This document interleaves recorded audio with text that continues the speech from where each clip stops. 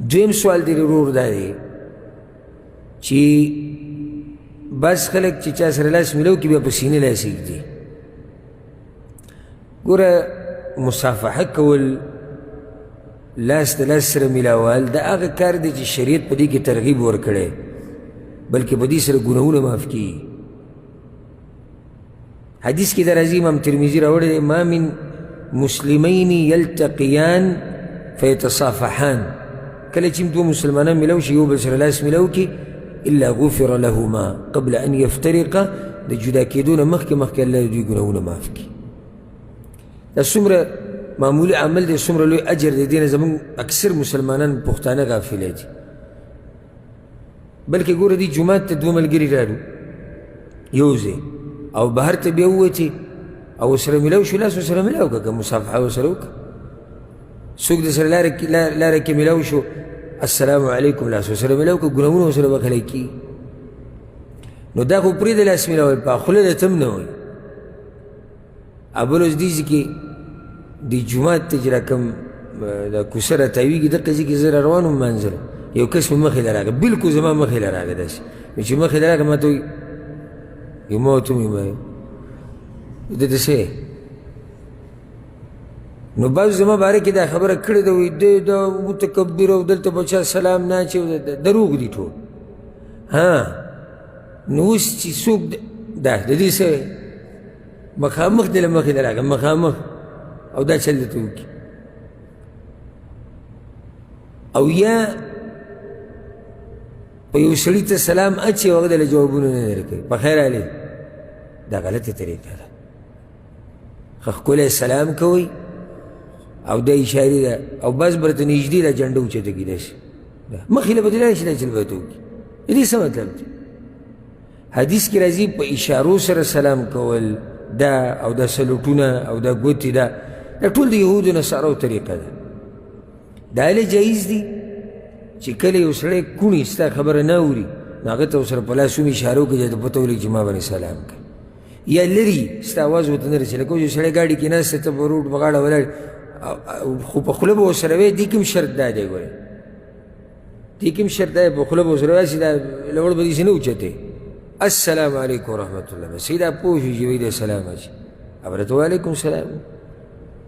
نو خوا کې جومات کې ته مونځ ختم کړې که نه، او سلام دې وګوره، خوا کې د کس نه سلام علیکم، په دې ځای کې دې ته څه ضرورت دی؟ السلام علیکم وایه، لاس ورسره میلاو کړه، څنګه یې ښه، دا طریقه ده.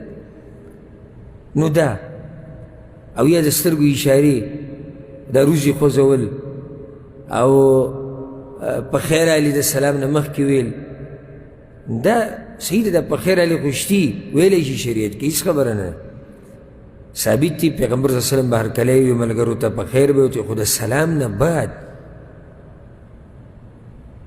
نو دا لاس میلاول، په دې سره الله ګناهونه رېږي او ګناهونه ورسره معاف کوي. خو دا مصافحه په عربۍ کې څه ته وایي؟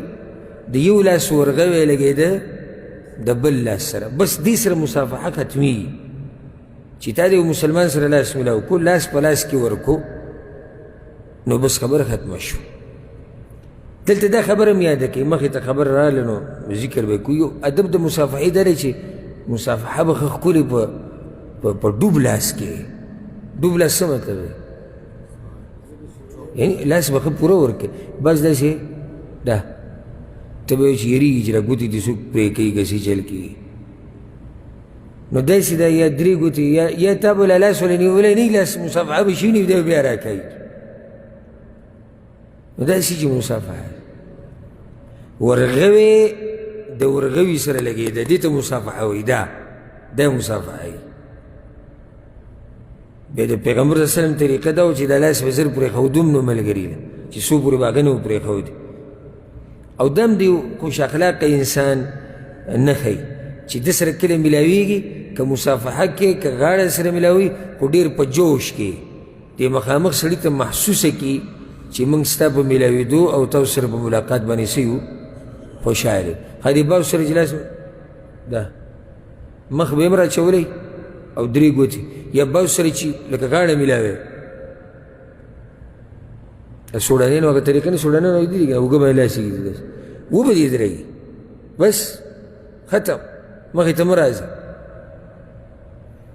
مسلمان سره چې ملاویږي حشاش بشاش مسکی شه او السلام علیکم لاس وله وخوځوه څنګه ښې بیا د لاس وله ونیسه چې روان یې په لار باندې دا د مینې د زیاتېدو اسباب دي او ګناهونه ورسره م الله بخي دا مصافحه چې دې وکړه چې کله دا ورغوی د ورغوي سره ولګېدو نو خبره څه شوه ختمه شو.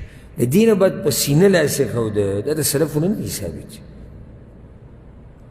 و که چېرته یو علاقه کې دا عادت عرف بغیر د ټیټېدو نه ګوره ټیټېده دا خو ناروا دي دا بعض خلک په سینې لاس کړي او داسې شي دا خو بلکل ناروا وي ټیټېده. زه خبره صرف د دې کوم چې لاس په سینه باندې کېږي او دې لاس په سینه باندې ولېږدي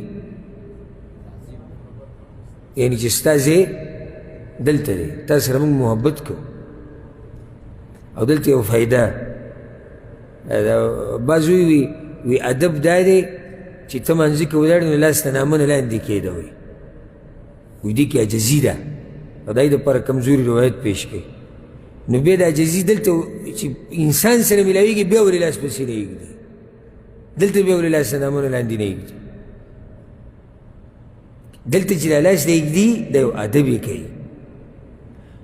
که چېرته یو علاقه کې دا عادت وي او سړی پې عمل کوي بغیر د ټیټېدو نه نو جایز به وي خو په یو شرط سره چې دا عقیده به ورسره نه ساتي چې دا د پیغمبر نه ثابت دي ودې کي په دې سوچ سره چې وایي دا د علاقې سره عرف او عادت دی او د شریعت سره ټکراو نه خوري او د عبادت په نیت نه دی نو بیا جایز دي والله اعلم.